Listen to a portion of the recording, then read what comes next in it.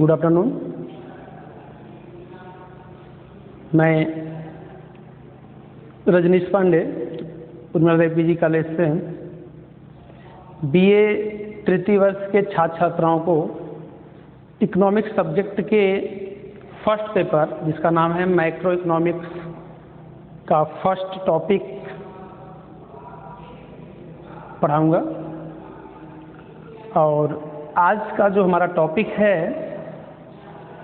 उसका नाम है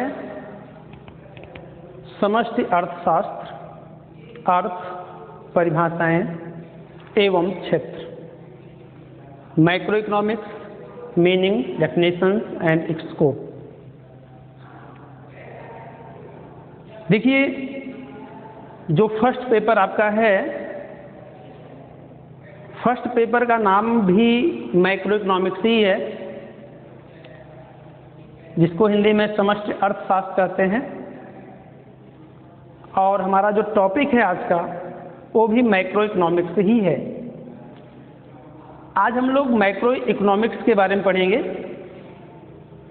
कि मैक्रो इकोनॉमिक्स क्या है, इसकी मीनिंग क्या है, डेफिनेशंस क्या है, इसके स्कोप क्या है, इसके अंतर्गत हम क्या अध्ययन करते हैं, इसी पर चर्चा आज हम लोग करेंगे। तो आइए शुरू करते हैं।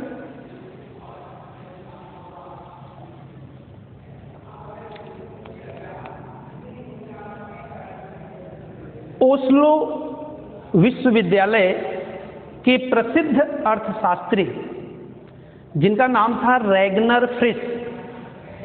क्या नाम था? रैगनर फ्रिश। इन्होंने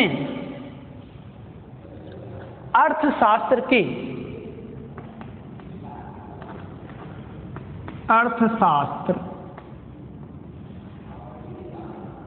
के अध्ययन क्षेत्र को दो भागों में बांटा है। कितने भागों में बांटा है? दो भागों में बांटा है, जिसमें एक का नाम है व्यष्टि अर्थशास्त्र और दूसरे का नाम है समष्टि अर्थशास्त्र।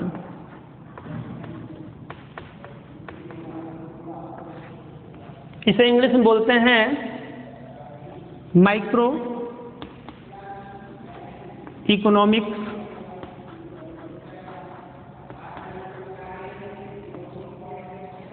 और इसे इंग्लिश बोलते हैं macro economics, MACRO, macro economics.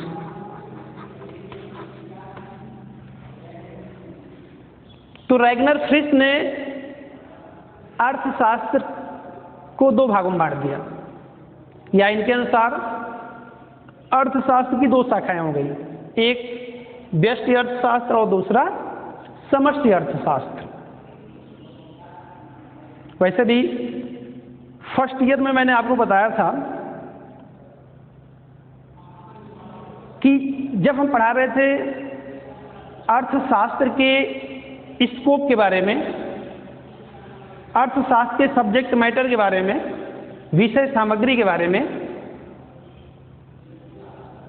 वहां मैंने आपको बताया था कि अर्थशास्त्र का जो विषय सामग्री है, आधुनिक अर्थशास्त्रियों के अनुसार अर्थशास्त्र का जो विषय सामग्री है उसको दो भागों में बांटा गया है, एक माइक्रो इकोनॉमिक्स, दूसरा मैक्रो इकोनॉमिक्स। और माइक्रो और मैक्रो शब्द का प्रयोग जो है, माइक्रो इकोनॉमिक्स और मैक्रो इकोनॉमिक्स, इन शब्दों का प्रयोग सबसे पहले किसने किया? रैगनर फ्रिश ने किया। किस सन में किया? सन भी जान लीजिए। रैगनर फ्रिश ने 1933 ईस्वी में, रैगनर फ्रिश ने सर्वप्रथम 1933 ईस्वी में अर्थशास्त्र को दो भागों में बांटा, एक माइक्रो इकोनॉमिक्स, एक मैक्रो इकोनॉमिक्स। कभी कभी आपको इस रूप में भी देखने को मिलेगा, कहीं लिखा रहेगा micro economic analysis, macro economic analysis, यानी जो अर्थशास्त्र का जो विश्लेषण है उसकी दो विधियां हैं, एक माइक्रो इकोनॉमिक एनालिसिस, एक मैक्रो इकोनॉमिक एनालिसिस।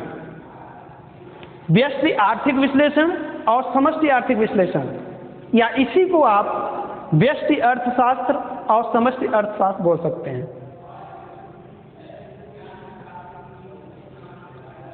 अब चूंकि हमारा जो आज का टॉपिक है वो मैक्रो इकोनॉमिक्स है, लेकिन यहां पे आप देख रहे हैं कि मैक्रो इकोनॉमिक्स को समझने के लिए माइक्रो इकोनॉमिक्स को भी समझना आवश्यक है, क्योंकि दोनों क्या है, अर्थशास्त्र की दो शाखा हैं और दोनों का आपस में बहुत गहरा संबंध भी है। बिना माइक्रो इकोनॉमिक्स समझे मैक्रो इकोनॉमिक्स आप नहीं समझ पाएंगे। तो मैक्रो इकोनॉमिक्स की मीनिंग, डेफिनेशंस को पढ़ने के लिए हम यहाँ पे माइक्रो इकोनॉमिक्स को भी क्लियर करेंगे, इसके बारे में भी हम आपको संक्षेप में बताएंगे और दोनों में डिफरेंस को भी आपके सामने रखेंगे कि दोनों में क्या अंतर है। जब तक आप इसके बारे में नहीं पढ़ेंगे तो आपका जो ज्ञान होगा वो अधूरा होगा।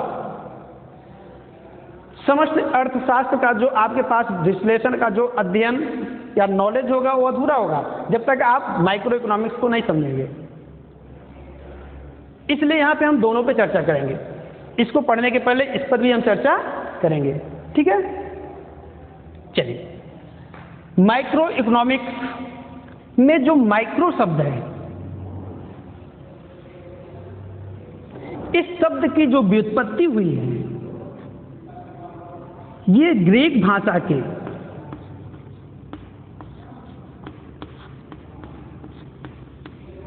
माइक्रोज शब्द से हुई है।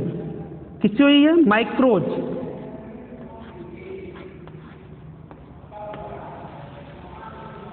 व्यष्टि अर्थशास्त्र माइक्रो इकोनॉमिक्स में जो माइक्रो शब्द है इसकी जो व्युत्पत्ति हुई है वो ग्रीक भाषा के माइक्रोज शब्द से हुई है, जिसका अर्थ होता है छोटा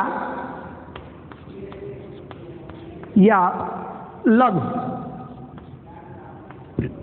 या सूक्ष्म।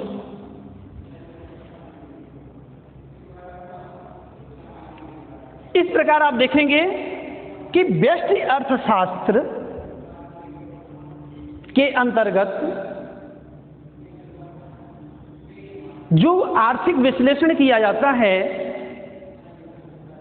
वो सूक्ष्म रूप में किया जाता है, इकाई के रूप में किया जाता है। इसीलिए व्यष्टि अर्थशास्त्र को हम सूक्ष्म अर्थशास्त्र भी बोलते हैं। व्यष्टि अर्थशास्त्र बोलिए या इसे सूक्ष्म अर्थशास्त्र भी आप बोल सकते हैं। इंग्लिश एक ही होगी, माइक्रो इकोनॉमिक्स। तो माइक्रो इकोनॉमिक्स के अंतर्गत जो अध्ययन का विषय है वो इकाई के रूप में किया जाता है, अर्थात यहां पर हम एक व्यक्ति की आय की बात करते हैं, एक व्यक्ति की आय का अध्ययन करते हैं, एक वस्तु की कीमत का अध्ययन करते हैं। हम यहां पर एक फर्म के उत्पादन का अध्ययन करते हैं, यहां पर हम एक उद्योग का अध्ययन करते हैं। यानी यहां पर जो हमारा अध्ययन का जो विषय होगा वो किस रूप में हो रहा है? इकाई के रूप में हो रहा है, सूक्ष्म रूप में हो रहा है, समग्र रूप में नहीं हो रहा है। संपूर्ण का हम अध्ययन नहीं कर रहे हैं, समूह के रूप में अध्ययन नहीं कर रहे हैं। हमारा अध्ययन कैसा है? वो इकाई के रूप में है, यूनिट के रूप में है। अर्थात हम एक व्यक्ति की आय की बात कर रहे हैं, हम एक व्यक्ति की आय का अध्ययन करते हैं, एक वस्तु की कीमत का अध्ययन करते हैं। यानी जो भी हमारा अध्ययन है वो इकाई के रूप में होता है। बात क्लियर हो गया? और दूसरी ओर आप देखिए, जो समष्टि अर्थशास्त्र है जिसको हम मैक्रो इकोनॉमिक्स कहते हैं, मैक्रो इकोनॉमिक्स का जो मैक्रो शब्द है, इसकी जो व्युत्पत्ति हुई है, इसकी व्युत्पत्ति भी ग्रीक भाषा के ही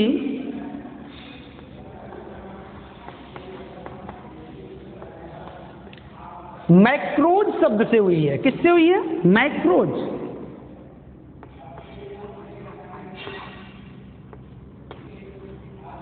जिसका अर्थ होता है व्यापक, बृहद या बड़ा।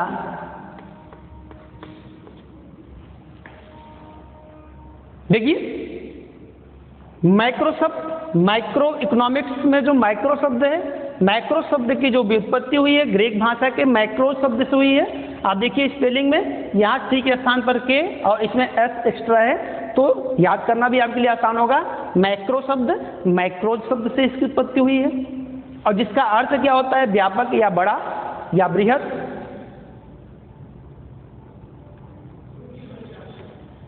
इसमें जो भी अध्ययन किया जाता है, यहां पर मैक्रो इकोनॉमिक्स के अंतर्गत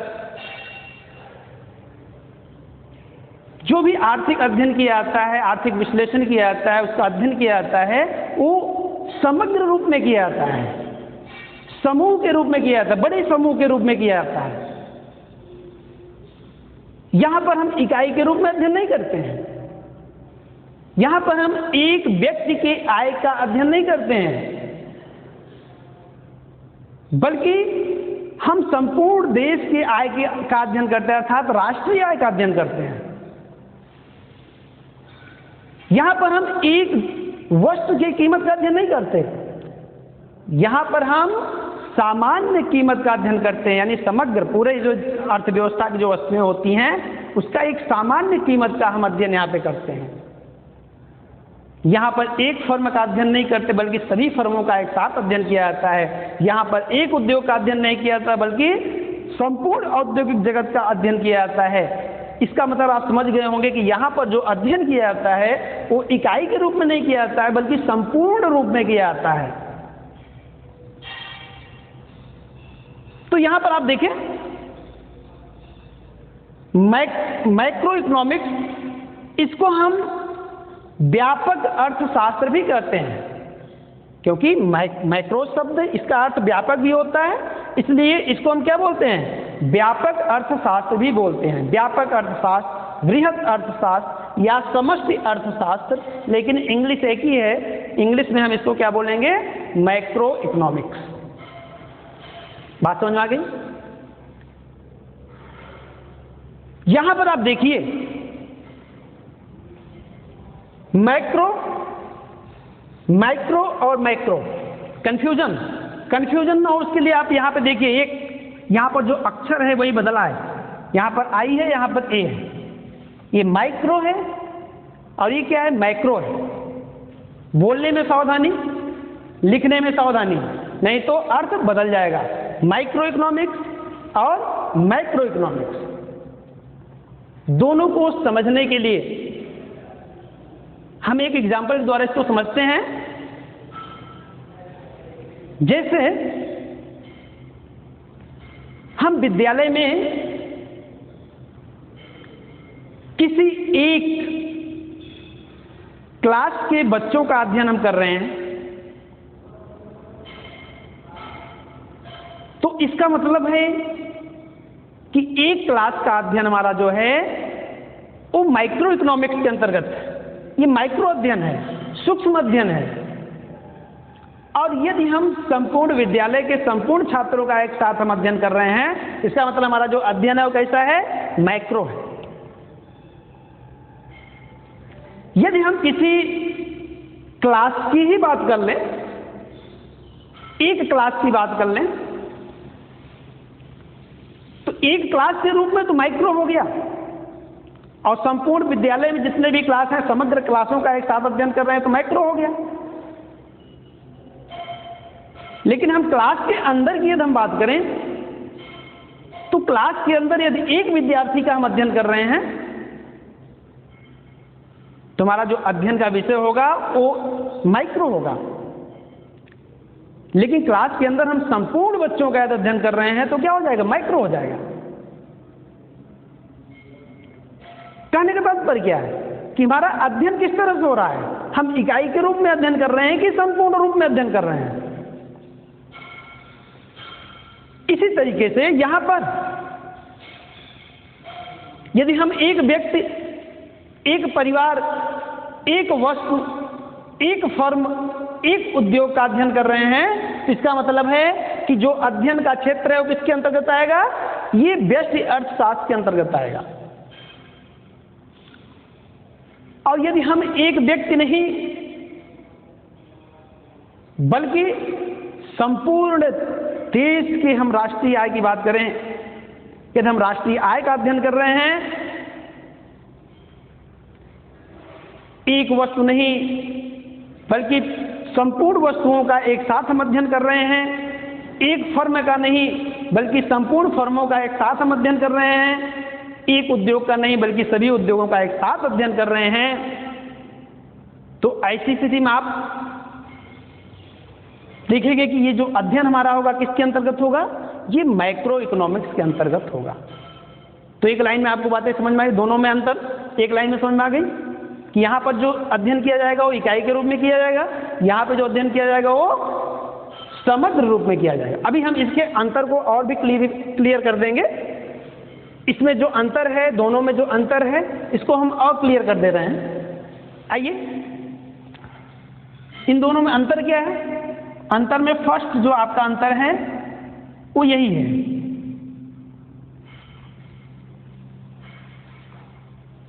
कि इसमें जो अध्ययन होता है वो इकाई के रूप में होगा,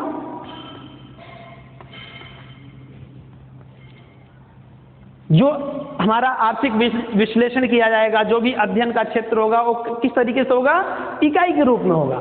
जबकि यहाँ पर जो हमारा अध्ययन का क्षेत्र होगा, अध्ययन हम किस तरह से करेंगे, समग्र रूप में करेंगे, समूह के रूप में करेंगे, बड़े ग्रुप के रूप में करेंगे, समूह के रूप में करेंगे। दूसरा अंतर क्या है?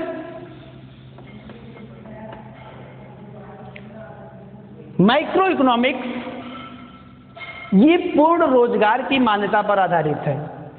ये क्या है? पूर्ण रोजगार की मान्यता पर आधारित है। जबकि माइक्रो इकोनॉमिक्स जो है ये अपूर्ण रोजगार,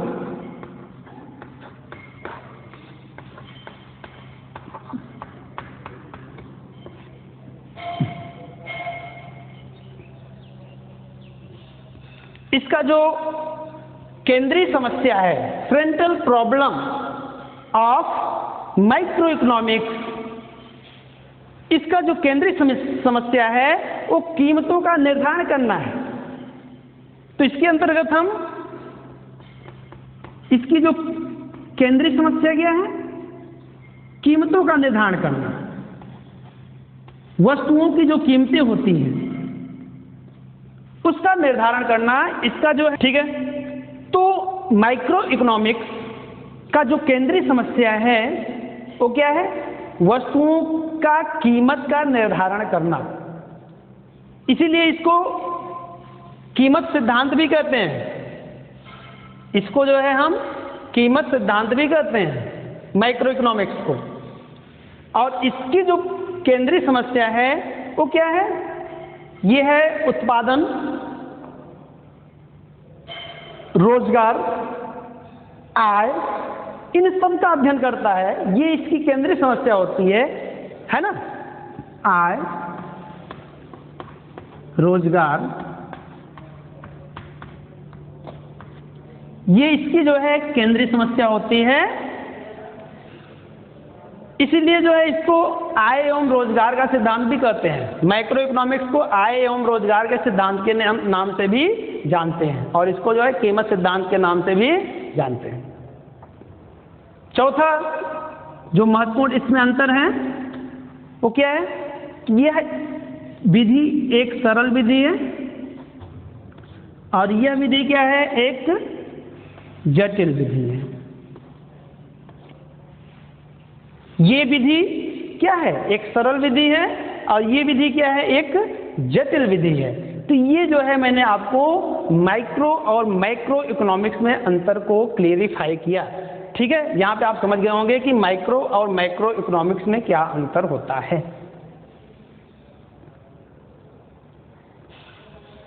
आइए हम अब मैक्रो इकोनॉमिक्स के बारे में थोड़ा सा और डिटेल में पढ़ें, इसके डेफिनेशंस के बारे में पढ़ें। तो जो मैक्रो इकोनॉमिक्स है, यहां तक तो बात आप समझ ही गए होंगे कि समष्टि अर्थशास्त्र के अंतर्गत जो अध्ययन किया जाता है वो अध्ययन संपूर्ण रूप में किया जाता है, समग्र रूप में किया जाता है।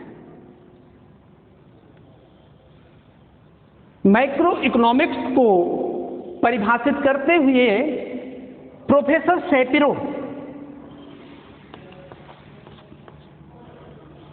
प्रोफेसर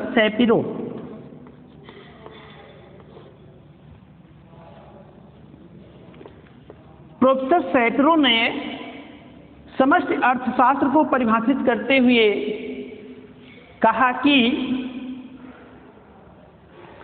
समष्टि अर्थशास्त्र संपूर्ण अर्थव्यवस्था के कार्यों से संबंधित है।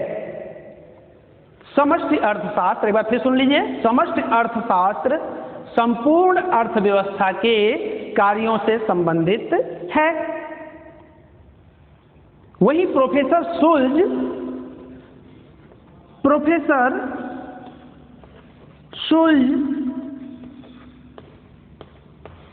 का कहना है, प्रोफेसर शुल्ज के अनुसार समष्टि अर्थशास्त्र का मुख्य यंत्र राष्ट्रीय आय विश्लेषण करता है। समष्टि अर्थशास्त्र का मुख्य यंत्र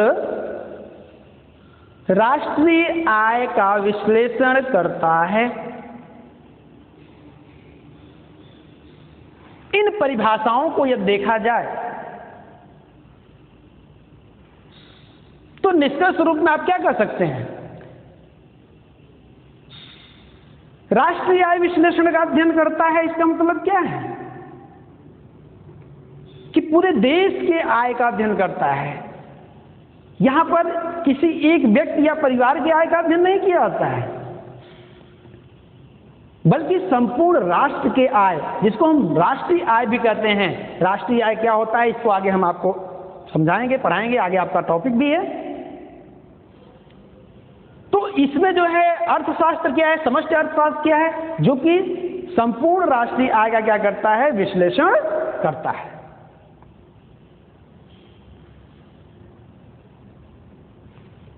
शैपिरो ने क्या कहा? समष्टि अर्थशास्त्र संपूर्ण अर्थव्यवस्था के कार्यों से संबंधित है।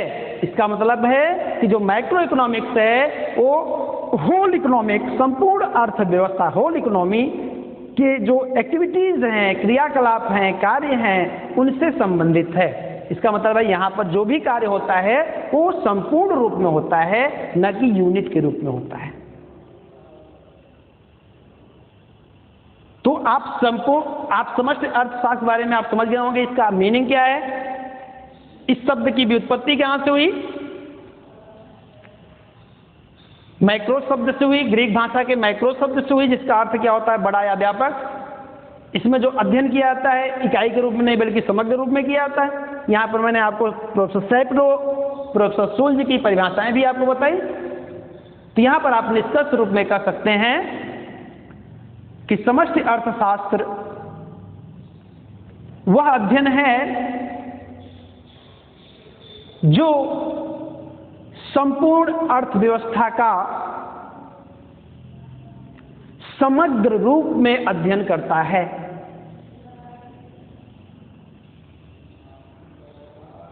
अब मैं आपको बता दूं कि समष्टि अर्थशास्त्र का विकास कैसे हुआ, इसका महत्व कैसे बढ़ा।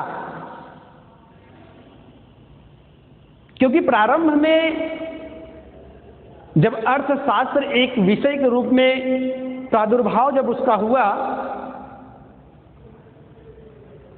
एडम स्मिथ जो कि अर्थशास्त्र के जनक कहे जाते हैं, 1776 से जब इनकी पुस्तक आई थी द वेल्थ ऑफ नेशंस, उस समय से यानी एडम स्मिथ ने जो अर्थशास्त्र का प्रादुर्भाव किया, एक अलग विषय के रूप में उसका प्रादुर्भाव किया, वो जो अर्थशास्त्र था वो कैसा था? वो माइक्रो था। वहां पे जो अध्ययन किया जाता था वो कैसे किया जाता था? माइक्रो रूप में किया जाता है। तो एडम स्मिथ का जो इकोनॉमिक्स था वो कैसा था? माइक्रो इकोनॉमिक्स था। अब यहां पर हम माइक्रो इकोनॉमिक्स, हालांकि आपने देखा कि 1933 में रैगनर फ्रिश ने सर्वप्रथम व्यष्टि और समष्टि अर्थशास्त्र शब्दों का प्रयोग किया। इसका प्रयोग नहीं किया गया था। अध्ययन जो था वो व्यष्टि अर्थशास्त्र मतलब इकाई के रूप में ही अध्ययन किया जाता था। एडम स्मिथ के समय जो प्रतिष्ठित अर्थशास्त्री थे, उन्होंने जो अपना विश्लेषण दिया, जो विचार दिया, सिद्धांत दिया, वो कैसा था? उनका अध्ययन का जो विषय था कैसा था? वो माइक्रो रूप में था। लेकिन इस शब्द का प्रयोग नहीं किया गया था, माइक्रो शब्द का प्रयोग नहीं किया गया था, माइक्रो इकोनॉमिक्स के रूप में नहीं जाना जाता था। लेकिन उसका अध्ययन किसने किया? एडम स्मिथ ने ही शुरू कर दिया था। इसका विकास एडम स्मिथ ने किया। लेकिन सर्वप्रथम इन दोनों शब्दों का प्रयोग किसने किया? पूछता है परीक्षा में, रात एग्जाम में आता है या कोई आपसे पूछता है कि सर्वप्रथम माइक्रो और मैक्रो शब्द का प्रयोग किसने किया, या माइक्रो और मैक्रो इकोनॉमिक्स शब्द का प्रयोग किसने किया? तो सबसे पहले किसने किया? रैगनर फ्रिश ने किया 1933 में। माइक्रो इकोनॉमिक्स के बारे में आप समझ गए। अब माइक्रो इकोनॉमिक्स का विकास कैसे हुआ, किस अर्थशास्त्री के विशेष योगदान से इसका विकास हुआ, इसका महत्व बढ़ा? तो माइक्रो इकोनॉमिक्स का जो महत्व है या इसका जो विकास है, ये किसने किया? तो इसमें सबसे प्रमुख नाम आता है प्रोफेसर जेएम किन्स का।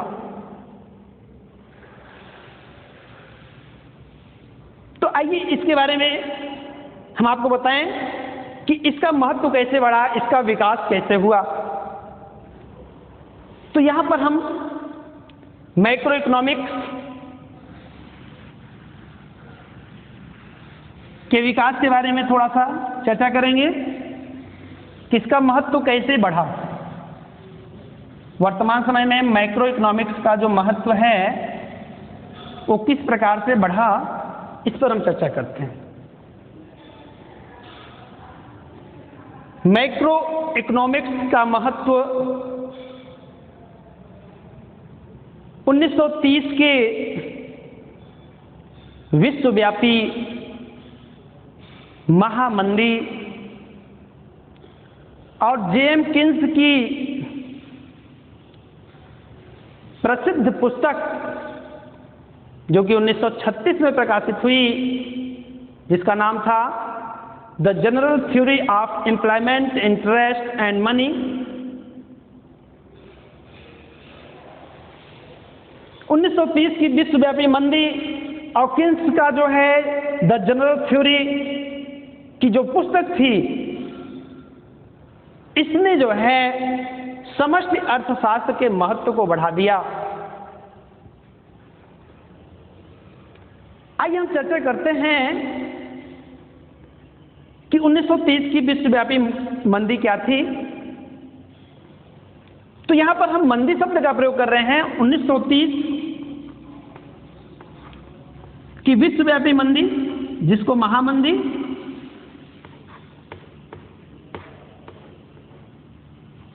या इसी को तीसा की मंदी भी बोला जाता है, तीसा की मंदी।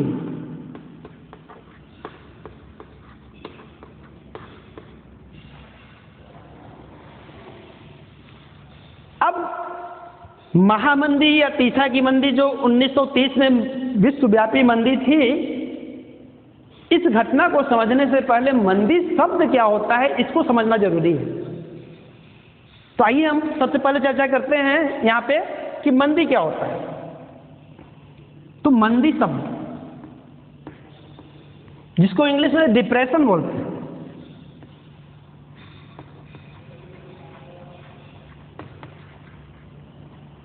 डिप्रेशन, मंदी, इसका एक अपोजिट शब्द होता है, इसको तेजी बोलते हैं,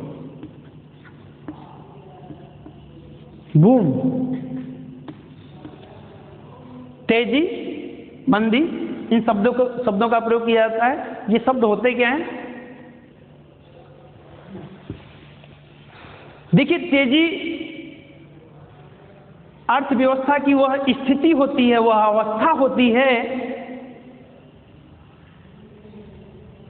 जिसमें अर्थव्यवस्था बहुत तेजी के साथ समृद्धि करता है, विकास करता है। क्योंकि तेजी की स्थिति में उत्पादन में तेजी के साथ वृद्धि होती है। उत्पादन में जब तेजी से वृद्धि होती है तो रोजगार के अवसरों में क्या होता है? वृद्धि होती है। तो रोजगार में भी क्या होता है? जब रोजगार में वृद्धि होती है तो लोगों की क्या होता है? उनकी आय में भी वृद्धि होती है। जब आय में वृद्धि हुई तो इसका मतलब क्या हुआ कि उनकी क्रय शक्ति क्षमता जो है, परचेजिंग पावर, क्रय शक्ति क्षमता, परचेजिंग पावर, इसमें भी क्या होता है? वृद्धि होता है। भाई उनकी जब आय बढ़ जाएगी तो उनके खरीदने की, परचेजिंग पावर मतलब क्या हुआ? खरीदने की क्षमता, वस्तुओं को खरीदने की क्षमता भी क्या होती है? बढ़ जाती है। और जब खरीदने की क्षमता बढ़ती है तो क्या होता है? प्राइसेस भी बढ़ते हैं, कीमतें भी बढ़ते हैं, कीमतें भी बढ़ती हैं। जब कीमतें बढ़ती हैं तो क्या होगा? जो उत्पादक वर्ग होगा, व्यापारिक वर्ग होगा, व्यवसायी वर्ग होगा, उसको लाभ होगा और प्रोत्साहित होकर वो क्या करेगा? फिर से उत्पादन को अधिक निवेश करेगा, इन्वेस्टमेंट करेगा। उद्यमी वर्ग जो है और अधिक क्या करेंगे? इन्वेस्टमेंट करेंगे, विनियोग करेंगे, जिससे क्या होगा? रोजगार और उत्पादन का अवसर भी बढ़ेगा। और इन सब के बढ़ने से क्या होता है? हमारा जो इकोनॉमिक ग्रोथ होता है वो बहुत तेजी के साथ होता है। तो इस तरीके से जो बूम की स्थिति होती है, अर्थव्यवस्था जब बूम करता है तो यहां पे क्या होता है? यहां पे सब कुछ बढ़ने लगता है। आप देख रहे हैं, जब अर्थव्यवस्था तेजी की स्थिति में होती है तो उत्पादन, आय, उत्पादन, रोजगार, कीमतें, सब कुछ क्या होता है? बढ़ना शुरू कर देता है। और इसी की ठीक विपरीत स्थिति मंदी होती है, जिसको डिप्रेशन बोलते हैं। यहां पे क्या होता है? यहां पे ठीक इसका उल्टा होता है।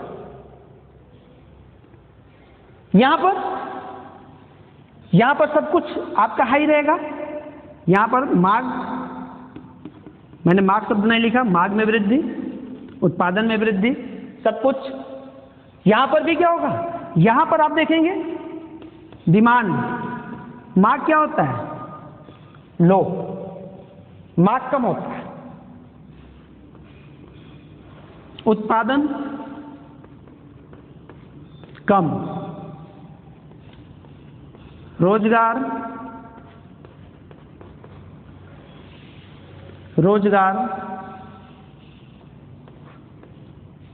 कम। इस तरीके से देखें, जब रोजगार कम होगा तो लोगों की आय या क्रय शक्ति क्षमता क्या हो जाएगी? कम हो जाएगी। आय कम मतलब क्रय शक्ति क्षमता कम, परचेजिंग पावर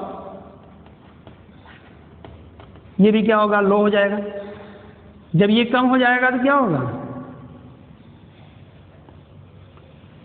वस्तु की फिर से मांग कम हो जाएगी, वस्तु की कीमतें कम हो जाएंगी।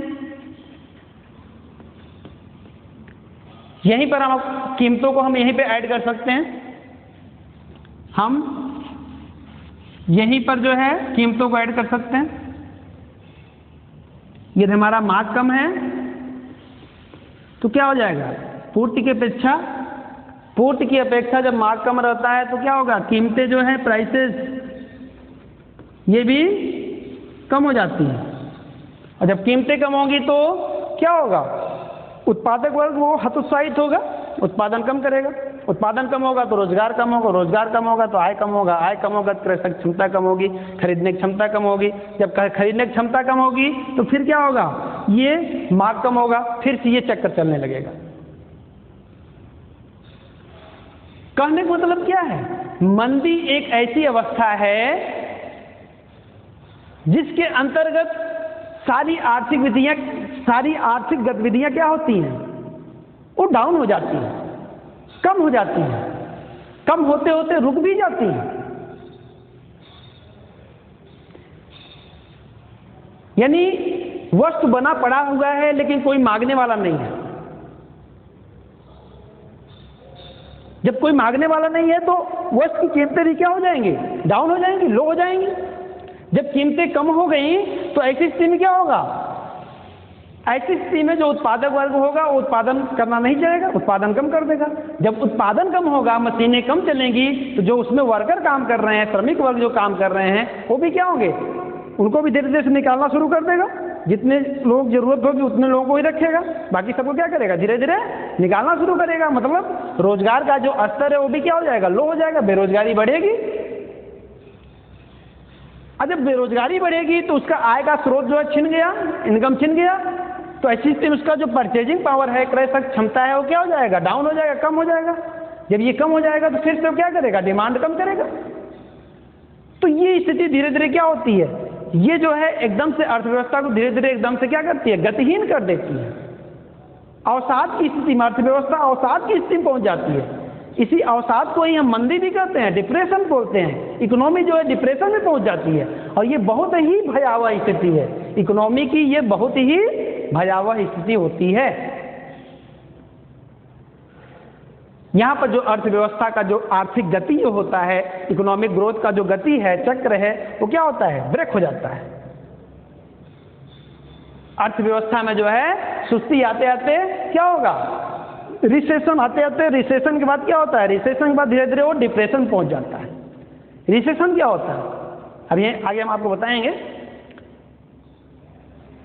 क्योंकि जो तेजी की स्थिति होती है, अर्थव्यवस्था जब तेजी के साथ ग्रोथ करता है तो स्थिति सदैव बनी नहीं रहती है। अर्थव्यवस्था में कुछ ऐसी स्थितियां आती हैं, ऐसी शक्तियां क्रियाशील होती हैं कि क्या होता है? अर्थव्यवस्था को फिर से धीरे धीरे नीचे की तरफ धकेलना शुरू कर देती है। जब नीचे की तरफ धकेलना शुरू करती है तो उसी को हम रिसेशन बोलते हैं, सुस्ती बोलते हैं। अर्थव्यवस्था में सुस्ती आ जाती है तो ये अधिकतम उच्चतम शिखर पे पहुंचने के बाद वो क्या होता है? फिर से नीचे की तरफ गिरना शुरू हो जाता है, फॉल होना शुरू होता है, तो रिसेशन है। अब गिरते गिरते जब एकदम से गिर जाता है, बहुत ज्यादा गिर जाता है, तो वो स्थिति क्या हो जाती है? डिप्रेशन हो जाती है, मंदी हो जाती है। 1930 की यदि हम बात करें, 1930 की जो मंदी थी वो विश्वव्यापी मंदी थी, बहुत ही भयावह मंदी थी, बहुत ही खतरनाक मंदी थी। 20वीं सदी की समझ लीजिए आप, जो पूरे विश्व की अर्थव्यवस्था को हिला के रख दी थी।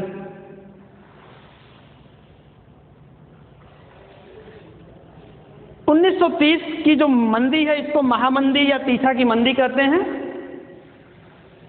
इसका प्रारंभ जो है 1929 में ही हो गया था, इसलिए कहीं कहीं आपको 1929-30 लिखा रहेगा। 28 या 29 अक्टूबर 1929 में इसका प्रारंभ शुरू हो गया था। और इसकी शुरुआत कहां से हुई थी? अमेरिका से हुई थी।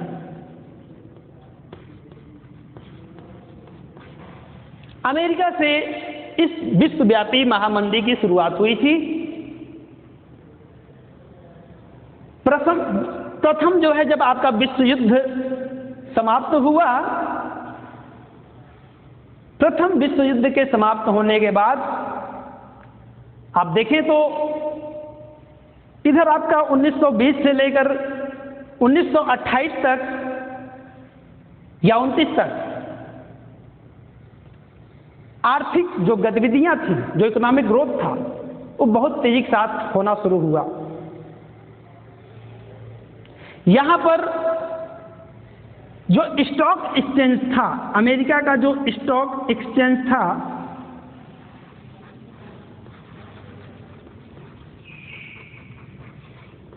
जिसको हम शेयर मार्केट भी बोलते हैं, शेयर बाजार, तीसरा की मंदी का सबसे प्रमुख कारण यह भी था कि अमेरिका का जो स्टॉक एक्सचेंज का क्रैश होना, अमेरिका का जो शेयर बाजार था वो धराशायी हो गया। ये जो है महामंदी का सबसे प्रमुख कारण था। इसको भी बहुत सारे कारण हैं, जिसमें इसको भी प्रमुख कारण माना जाता था, क्योंकि उन दिनों जो है लोगों ने, अमेरिका के लोगों ने क्या किया कि शेयर मार्केट के प्रॉफिट को देखते हुए कि शेयर मार्केट में यदि हम अपना पैसा इन्वेस्ट करते हैं तो हमको अधिक प्रॉफिट होगा, कम समय में अधिक प्रॉफिट होगा। तो ऐसी स्थिति में क्या हुआ, अधिक से अधिक लोगों ने अपना पैसा वहां पे लगाना शुरू कर दिया, जिससे शेयर मार्केट भी क्या हुआ, उसमें बहुत ज्यादा उछाल हुआ। शेयर मार्केट जो है अमेरिका का, वो उठता गया। जो बाजार था ये उछाल लगाता गया, छलांग लगाता गया। लेकिन अक्टूबर 1929 में स्टॉक एक्सचेंज क्या हुआ, डाउन होना शुरू हुआ और बहुत ज्यादा डाउन हो गया। इतना ज्यादा डाउन हो गया कि 90% लॉस हो गया। जिस वस्तु की कीमत $100 थी, जिस वस्तु की कीमत $100 थी, जिस शेयर की कीमत $100 थी, उस शेयर की कीमत क्या हो गई, $10 हो गई। ये डॉलर का जो है सिंबल है, अमेरिकी जो मुद्रा है उसका नाम डॉलर है और डॉलर का ये प्रतीक चिन्ह है। तो जिस शेयर का मूल्य जो है $100 था, वो कहां पहुंच गया, $10 पे पहुंच गया। 90% लॉस हो गया। शेयर मार्केट के गिरने से लोगों का विश्वास उठ गया। यहां कंपनियां भी जो काम कर रही थी उनको भी लॉस होने लगी, उनके लॉस से ही तो शेयर मार्केट गिरा। जब कंपनियों को लॉस होने लगी, शेयर मार्केट डाउन हो गया। ऐसी स्थिति में जो बैंकिंग सिस्टम था,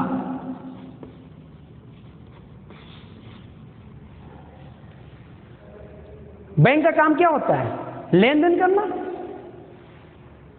जिसके पास अतिरिक्त मुद्रा होता है वो बैंक में जमा करता है, और जिसको मुद्रा की जरूरत है वो बैंक से लेता है लोन के रूप में। एक प्रकार से आप देखें तो जमा को स्वीकार करना, ऋण को देना, लोन को देना। तो जो बैंकिंग सिस्टम था ये भी फेल हो गया। अमेरिका का जो बैंकिंग सिस्टम था ये भी फेल हो गया। अधिकांश बैंकें फेल हो गई। क्यों? क्योंकि जो कंपनियां जिन्होंने इनसे लोन लिया था वो सब तो घाटे में चली गई। जब ये घाटे में चलने लगी तो ऐसी स्थिति में जो लोन इसने दिया था कंपनियों को, अब इससे जो है वापस लेना है, बैंक को वापस लेना है, लेकिन वापस देने वाला कोई था ही नहीं। सब लॉस में थे, सब घाटे में थे। और दूसरी तरफ देखें कि वहां की जो जनता थी उनको भी क्या लगा कि शेयर मार्केट गिर गया, अब हमारा जो धन है, जो मुद्रा है, जो बचत है, यहां पर तो लॉस हुआ, बाकी बैंकों में जो हमने जमा किया है वो भी न चला जाए।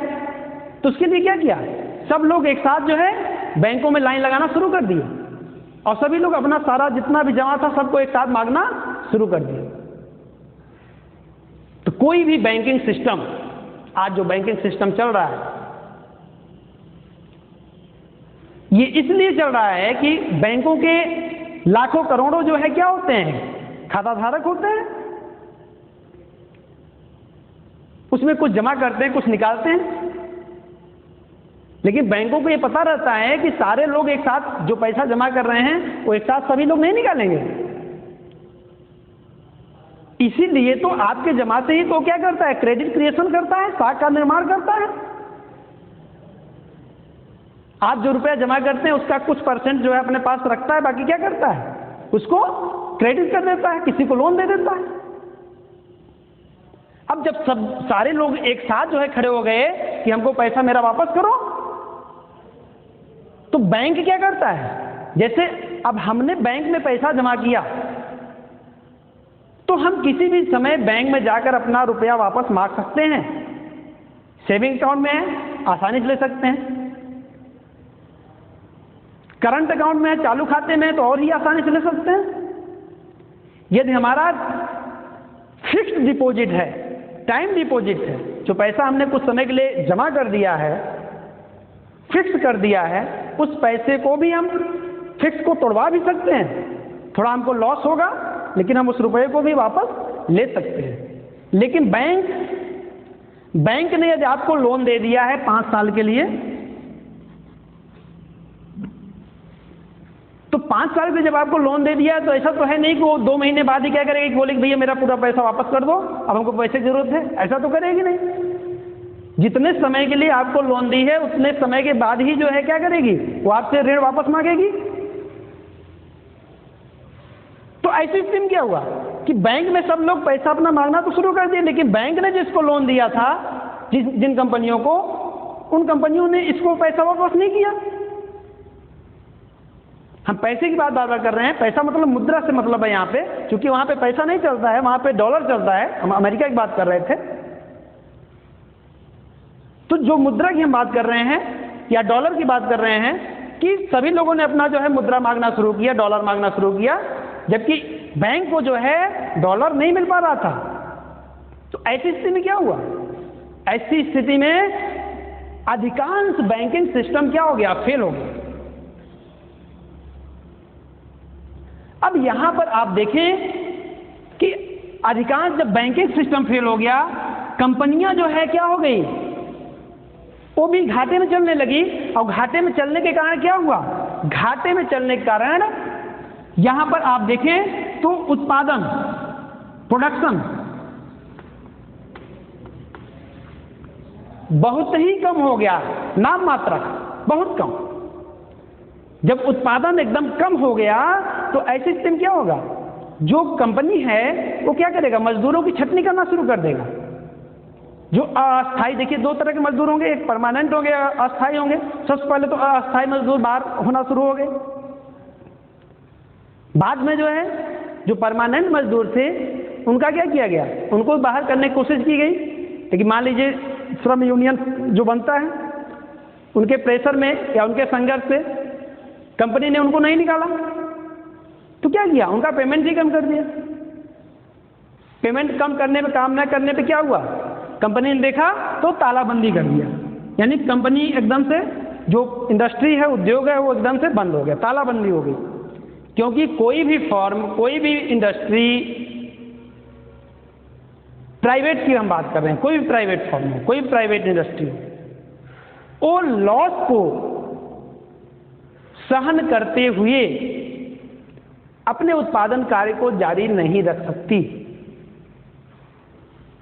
यदि उसको लॉन्ग टर्म के लिए लॉस समझ में आ रहा है तो क्या करेगी, लॉन्ग टर्म के लिए जब उसको लॉस समझ में आ रहा है तो ऐसी स्थिति में क्या करेगी, वो हानि को सहन करते हुए, लॉस को सहन करते हुए उत्पादन कार्य को आगे जारी नहीं करेगी, वो तालाबंदी कर देगी, बंद कर देगी। तो ऐसी स्थिति में क्या होगा, जो उसमें वर्कर काम कर रहे थे वो सब क्या हो गए, बेरोजगार हो गए। तो यहां पर आप देखेंगे बहुत ज्यादा संख्या में जो है यहां पे बेरोजगारी की स्थिति छा गई। वस्तु बना पड़ा हुआ है लेकिन इसको कोई खरीदने वाला नहीं। जब बेरोजगारी हो गई, रोजगार नहीं है तो क्या हुआ, इनकम नहीं है, क्रय शक्ति क्षमता नहीं है। जब क्रय शक्ति क्षमता कम हो गई तो डिमांड कैसे करेंगे, डिमांड नहीं करेंगे तो नया उत्पादन होगा कहां से। जो उत्पादन पहले से ही पड़ा हुआ है, स्टॉक बना हुआ है, ये स्टॉक जो है वस्तुओं का भरा पड़ा हुआ है। पंखे मान लीजिए हम बनाते हैं, पंखे जो है पूरा बना के हम यहाँ पे रखे हुए हैं, पड़े हुए हैं, नहीं कोई खरीदने वाला नहीं है। हम चेयर बनाते हैं, चेयर पड़ा हुआ है पूरा मेरा जो है, लेकिन कोई खरीदने वाला नहीं है। जब तक डिमांड नहीं होगा नया प्रोडक्शन हम कैसे करेंगे? तो ये जो है भयावह स्थिति अमेरिका से शुरू हुई, जो कि अधिकांश देशों में, विश्व के अधिकांश देशों में ने जो है इस जो महामंदी थी इस चपेट में अधिकांश देश आ गए। और ये एक लंबे समय तक चलने वाली मंदी थी। ये जो है आपका 1929-30 से इसकी स्टार्टिंग हुई और ये जो है आपका 1939-40 तक, ये 1939 से मतलब 9-10 वर्षों तक ये लॉन्ग टर्म के लिए जो है महामंदी जो है आपकी थी, जिसके चपेट मैंने आपको बताया विश्व के अधिकांश देश थे। अब इससे निजात पाने के लिए जब अर्थशास्त्रियों से पूछा गया, तो मैं आपको बताऊं, प्रोफेसर जेम्किंस से जब पूछा गया और उन्होंने जब इस मंदी की स्थिति देखी, तो पहले जो जेम्किंस थे ये प्रतिष्ठित अर्थशास्त्री थे। प्रोफेसर जेम्किंस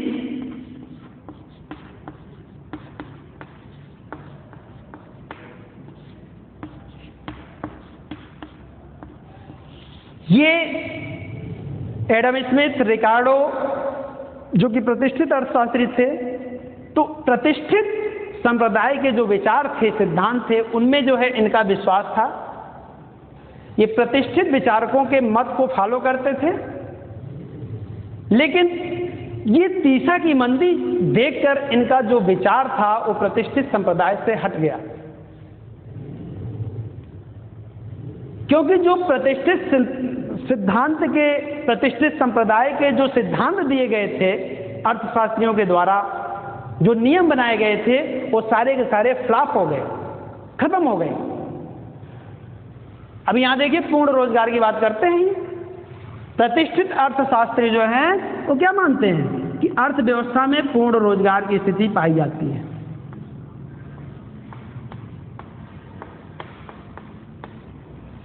पूर्ण रोजगार का मतलब क्या होता है कि उत्पादन के सभी साधन कार्य में लगे हुए हैं। रोजगार का मतलब क्या होता है? काम को प्राप्त करना, कोई जॉब करना, सर्विस करना, रोजगार। और यदि आप काम करना चाहते हैं और आपको काम न मिले प्रचलित मजदूरी दर पर, तो इसका मतलब आप क्या है? बेरोजगार हैं।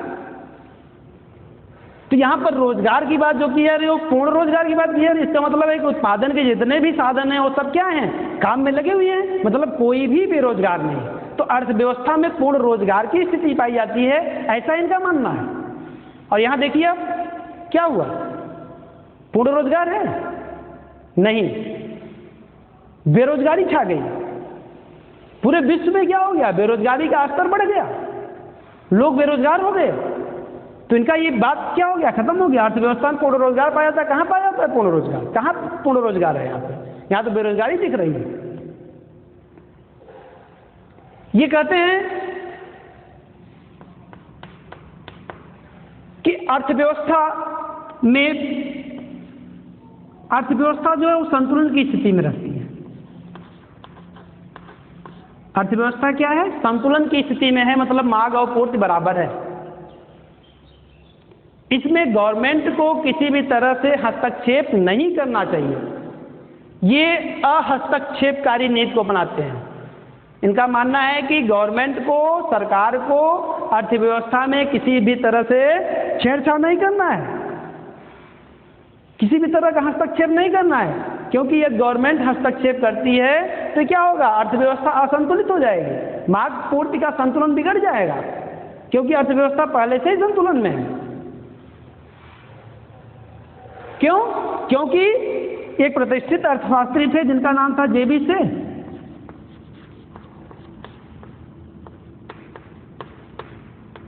इनका क्या कहना था? इनका कहना था कि पूर्ति अपने मार्ग का सृजन स्वयं करती है।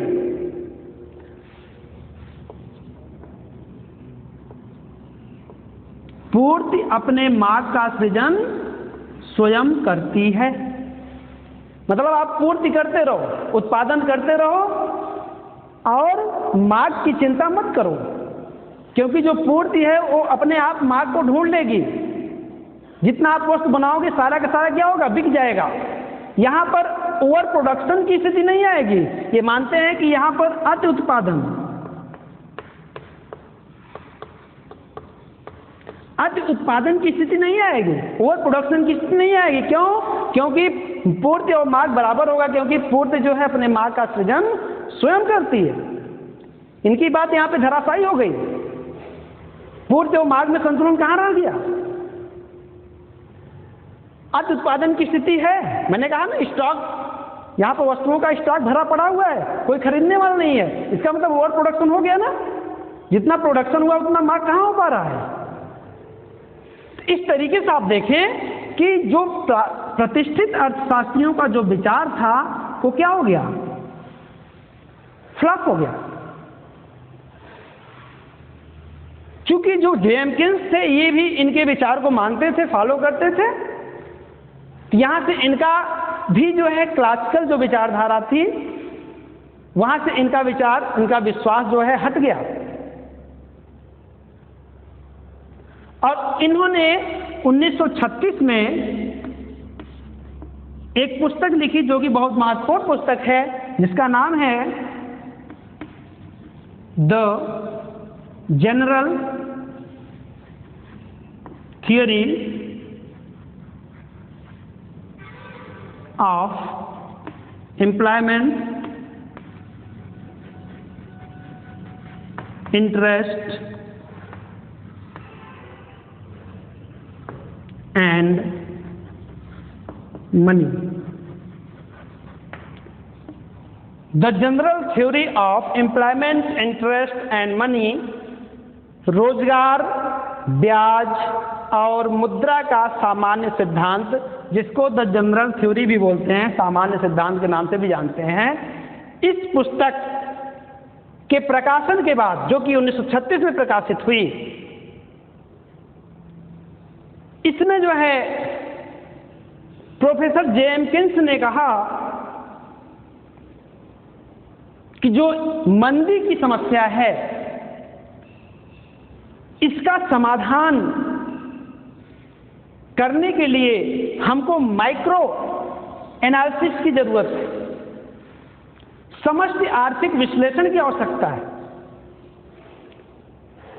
कहने का तात्पर्य क्या है कि हमको व्यक्तिगत रूप में जो है कोई भी नियम या सिद्धांत नहीं बनाने हैं, क्योंकि ये विश्व स्तर की समस्या है। यदि विश्व स्तर की कोई समस्या हो, आर्थिक समस्या हो, देश स्तर की कोई आर्थिक समस्या हो, तो उस समस्या के समाधान के लिए जो भी पॉलिसीज बनाई जाती हैं वो माइक्रो के तहत नहीं बल्कि मैक्रो के तहत बनाई जाएंगी। इनका मानना था जेम्किंस का कि यहां पर गवर्नमेंट का रोल भी महत्वपूर्ण है। गवर्नमेंट के रोल के महत्व, इनके रोल के महत्व को भी जो है स्वीकार किया जेम्किंस ने। इन्होंने कहा कि ऐसी विषम परिस्थिति में सरकार की भूमिका बहुत ही महत्वपूर्ण होती है, क्योंकि मंदी की स्थिति में कोई भी निवेशक निवेश नहीं करना चाहता। सभी लोग जो है हानि से डरते हैं, लॉस से डरते हैं कि हम यहाँ पे अपना इन्वेस्ट करेंगे तो हमको लॉस हो सकता है। तो ऐसी स्थिति में क्या होता है कि गवर्नमेंट क्या करती है, गवर्नमेंट आगे आती है, ये जो है इन्वेस्टमेंट करती है। और गवर्नमेंट जो इन्वेस्टमेंट करती है वो ऑटोनोमस होता है, स्वायत्त निवेश होता है। जो स्वायत्त निवेश होता है वो लाभ से प्रेरित होकर नहीं होता बल्कि स्वतंत्र रूप से होता है। और जो निवेशक होते हैं, निजी निवेशक जिसको आप कर सकते हैं, वो लाभ से प्रेरित होकर जो है इन्वेस्टमेंट करते हैं, इसलिए उसको प्रेरित निवेश बोलते हैं। तो यहाँ पे ऑटोनोमस इन्वेस्टमेंट की जरूरत है जो कि गवर्नमेंट के द्वारा है। तो जब सरकार एक्सपेंडिचर करेगी, सरकार व्यय करेगी, तो इससे क्या होगा? इससे जो है रोजगार के अवसर में वृद्धि होगी। जब रोजगार के अवसर में वृद्धि होगी तो उनकी जो है आय और क्रय शक्ति क्षमता में भी क्या होगी? वृद्धि होगी। और जब क्रय शक्ति क्षमता में वृद्धि होगी तो डिमांड भी करेंगे वस्तुओं का। जब डिमांड करना शुरू करेंगे तो उत्पादन में भी क्या होगा? कीमतें बढ़ेंगी, उत्पादन में भी क्या होगा? वृद्धि होगा। तो इस तरीके से गवर्नमेंट की भूमिका जो है महत्वपूर्ण होती है इस मंदी से जो है निपटने के लिए। तो कहने का तात्पर्य क्या है? और इन्होंने अर्थव्यवस्था में पूर्ण रोजगार नहीं माना। इन्होंने क्या माना कि अर्थव्यवस्था में क्या पाई जाती है? अपूर्ण रोजगार पाया जाता है, अपूर्ण रोजगार। इसलिए समष्टि अर्थशास्त्र के अंतर्गत देखिए, मैंने बताया आपको कि यहाँ पर जो अंतर मैंने आपको बताया कि यहाँ पर अपूर्ण रोजगार की मान्यता को लेकर चलता है समष्टि अर्थशास्त्र, जबकि मैक्रो जो इकोनॉमिक्स है, व्यष्टि अर्थशास्त्र, ये पूर्ण रोजगार की मान्यता को लेकर चल रहा था। तो बात समझ में आ गई कि यदि कोई जो है समस्या इस तरह से आती है तो उसका अध्ययन हम कैसे करेंगे? वो हम मैक्रो तरीके से जो है सिद्धांत को बनाएंगे और उसका अध्ययन करेंगे। यहाँ पर जो है क्या होता है? समष्टि अर्थशास्त्र का जो अध्ययन का जो महत्व है वो बढ़ जाता है।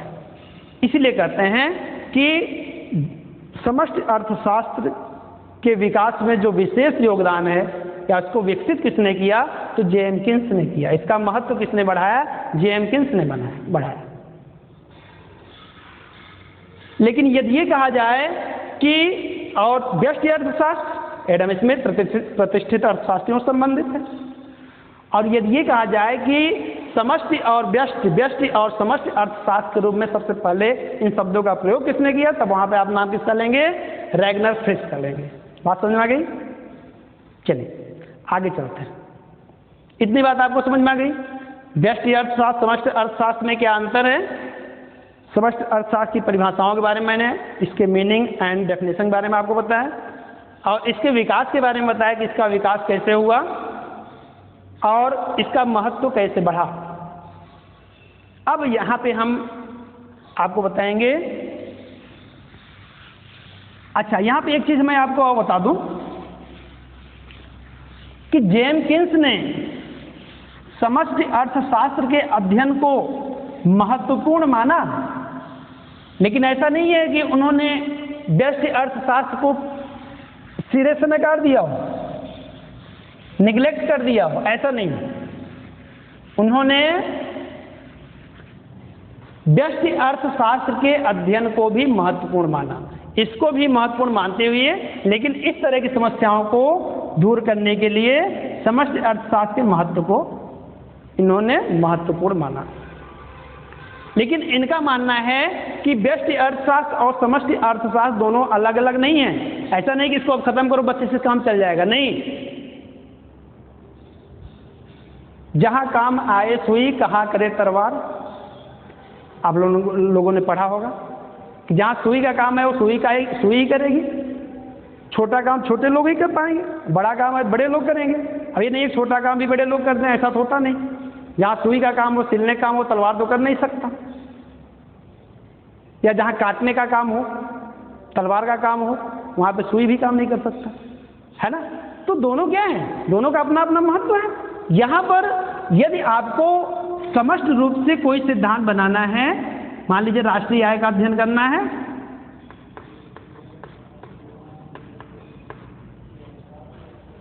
तो उसके लिए क्या करना पड़ेगा?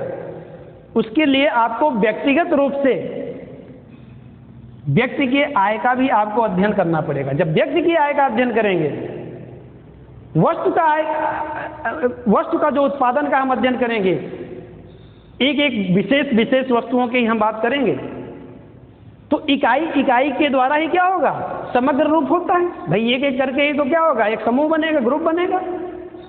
तो इसको हम अध्ययन करने के लिए, देश की आय के अध्ययन करने के लिए व्यक्तिगत आय की भी आवश्यकता होती है। पहले तो हम व्यक्तिगत आय का भी तो अध्ययन करेंगे, इसलिए इसके अध्ययन के लिए ये अध्ययन आवश्यक है। कोई भी आप समग्र रूप से कोई देश स्तर पर कोई भी पॉलिसी या नियम बना रहे हैं, तो उसके लिए पहले आपको व्यक्तिगत रूप में, इकाई के रूप में, यानी छोटे छोटे स्तरों पर आपको पहले समझना होगा, देखना होगा, अध्ययन करना होगा, तब जाके आप समग्र रूप में क्या करेंगे, एक नियम बनाएंगे। तो इसलिए इसके लिए जो है ये जरूरी है, समष्टि अर्थशास्त्र के लिए अध्ययन के लिए माइक्रो इकोनॉमिक्स का अध्ययन आवश्यक है। अच्छा, इसी तरीके से यदि आपको व्यष्टि अर्थशास्त्र का अध्ययन करना है तो इसके लिए भी जो है मैक्रो इकोनॉमिक्स जरूरी है, इसके अध्ययन के लिए ये जरूरी है। जैसे देखिए फॉर एग्जांपल, जैसे हमको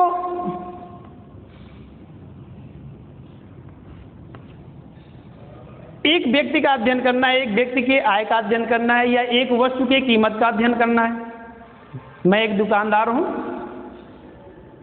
अपने वस्तुओं की कीमत क्या रखूं, उसको देखने के लिए हमको समग्र रूप से मार्केट की कीमत का पता करना पड़ता है कि मार्केट में इसकी कीमत क्या है, इसका एक सामान्य कीमत क्या है।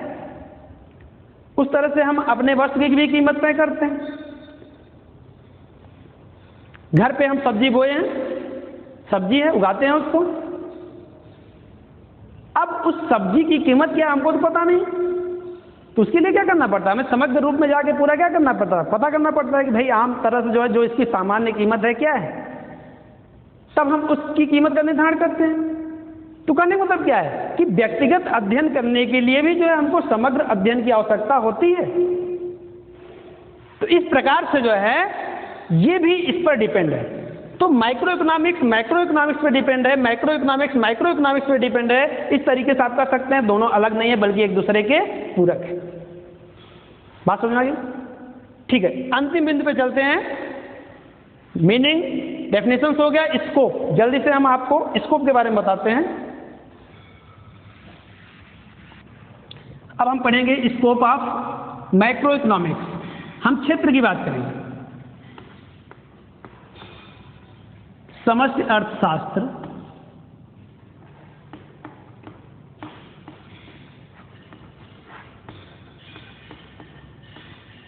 समष्टि अर्थशास्त्र के क्षेत्र की बात करेंगे। स्कोप, क्षेत्र या अध्ययन क्षेत्र या विषय क्षेत्र या विषय वस्तु, अर्थात हम समष्टि अर्थशास्त्र के अंतर्गत किन बातों का अध्ययन करेंगे या समष्टि अर्थशास्त्र किन बातों का अध्ययन करता है। तो समष्टि अर्थशास्त्र के हम क्षेत्र की बात करें तो इसको हम 6 भागों में डिवाइड कर सकते हैं। एक है राष्ट्रीय आय, राष्ट्रीय आय का सिद्धांत। दूसरा है सामान्य कीमत का सिद्धांत। तीसरा है आय एवं रोजगार का सिद्धांत, आय एवं रोजगार का सिद्धांत। नेक्स्ट आगे है व्यापार चक्रों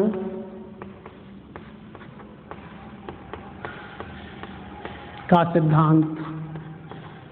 नेक्स्ट है आर्थिक विकास, विकास का सिद्धांत। एंड नेक्स्ट लास्ट है वितरण का समष्टिगत सिद्धांत।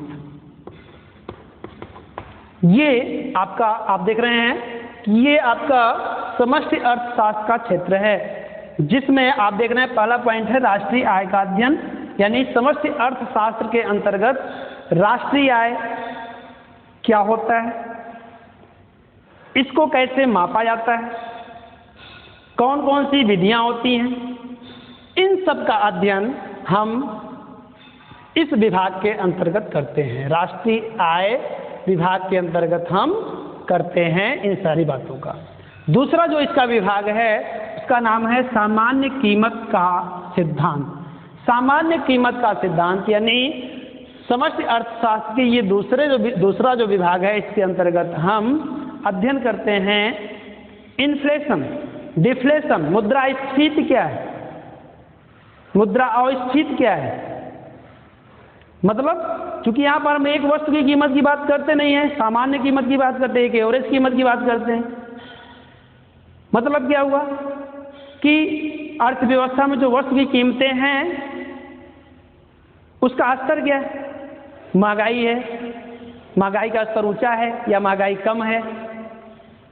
ये हम थोक मूल्य सूचकांक के द्वारा उसको भी जो है उसका भी अध्ययन हम करते हैं, उसके द्वारा हम डिसाइड करते हैं कि महंगाई अधिक है या कम है।